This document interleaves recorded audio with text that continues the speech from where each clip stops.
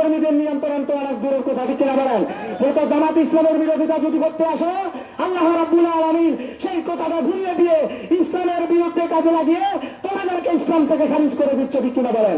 এই জন্য ভাই আমি বলি, জামাত ইসলামের বিরোধিতা কথা করা এত সহজ নয়। অসংখ্য নেতা ফাঁসির মঞ্চে ঝুলেছে কিন্তু বাতিলের কাছে আপোষ করে নাই। অসংখ্য নেতা কারাগারের অন্ধপ্রকোষ্ঠে রাত্রি যাপন করেছে, বাতিলের কাছে আপোষ করে নাই। অসংখ্য নেতা এখনো মামলা নিয়ে ঘুরে, বাতিলের কাছে আপোষ করে নাই। তুমি কত বড় নেতা হয়েছো, বড় বড় গুলি ছোড়াও। আওয়ামী লীগের সময়, যেই সময় আমাদের নেতারা ঘরে থাকতে পারে না, ওই সময় তুমি দেবীগঞ্জের মাটিতে, বোঝার মাটিতে বড় বড় সমাবেশ করো, আর এখন এসে বড় বড় গুলি মারাও। জাতি ভালো করে তোমাদেরকে জানে। আওয়ামী লীগের সঙ্গে আঘাত করে চলেছো, স্বৈরাচারের সঙ্গে আঘাত করে চলেছো। জাতি তোমাদেরকে প্রত্যাখ্যান করবে, আগামী দিনে জাতি তোমাদেরকে গ্রহণ করবে না, ঠিক কিনা বলেন? সম্মানিত সুধী, আজকের মানুষ সচেতন হয়ে গেছে। এখন মানুষ আগামী দিনে ভালোটা চায়।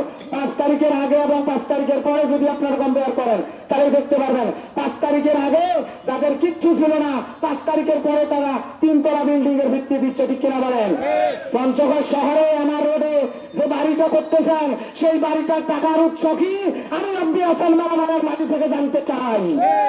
যে বড় বড় বাড়িগুলো করতেছেন, বড় বড় গাড়িতে চড়ে ঘুরতেছেন, এই গাড়িগুলো কোথায় পেয়েছেন? পঞ্চগড়ের বাড়ি করার টাকা কোথায় পেয়েছেন আমি জানতে চাই, ঠিক কিনা বলেন? এই টাকাগুলো কোথায় পেয়েছেন? আপনার আয়ের উৎস কি? ওই যে আবু সাইদ ভাই বললো লিফলেট করছে, লিফলেটে বলছে আমার প্রিয় তরকারি হলো পেলকা আর হচ্ছে মাছ আর ভাত। তোমার প্রিয় তরকারি পেলকা, মাছ আর ভাত। আরে ভাই, তোমার আয়ের উৎস কি সেটা তো আমরা জানতে চাই, ঠিক কিনা বলেন? আয়ের উৎস সেখানে দেয় নাই। তার মানে আমরা ধরে নিতে পারি তোমার আয়ের উৎস হচ্ছে চাঁদাবাজি আর টেন্ডারবাজি, ঠিক কিনা বলেন? প্রমাণিত চাঁদাবাজি আর টেন্ডারবাজ যারা করে, যারা নেতৃবৃন্দ দিয়ে চাঁদাবাজি করে, নেতৃবৃন্দ দিয়ে ধর্ষণ করে, আর মঞ্চে এসে বড় বড় গুলি ছোড়ায়, এদেরকে বাংলার জমিনে বাংলাদেশের সচেতন মানুষ এদেরকে ঘৃণা বড় গ্রহণ করেন না, ঠিক কিনা বলেন? সম্মানিত শুধু এই জন্য আমাদেরকে আগামী দিনের যে ক্ষণটি আমাদের সামনে আসতেছে, আমাদেরকে বুঝে শুনে কাজে লাগাতে হবে, ঠিক কিনা বলেন? মিথ্যা মিথ্যা বাণী ছড়াবে, অমুক করবো তমুক করবো।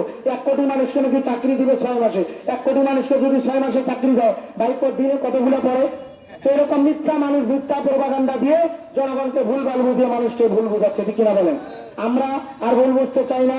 আমাদের পরীক্ষিত যে মানুষগুলো আছে, আমরা বিবেক দিয়ে কাজে লাগিয়ে আগামী দিনে আমাদের যে ভোট আমরা সেটা প্রয়োগ করতে চাই, ঠিক কিনা বলেন? আল্লাহ রাব্বুল আলামিন যেন আমাদেরকে ওই ক্ষণে আমাদের বিবেককে কাজে লাগিয়ে ইসলামের পক্ষে থাকার তৌফিক দান করেন বলে আমিন। ওয়া আখিরু দাওয়ানা আলহামদুলিল্লাহি রাব্বিল আলামিন।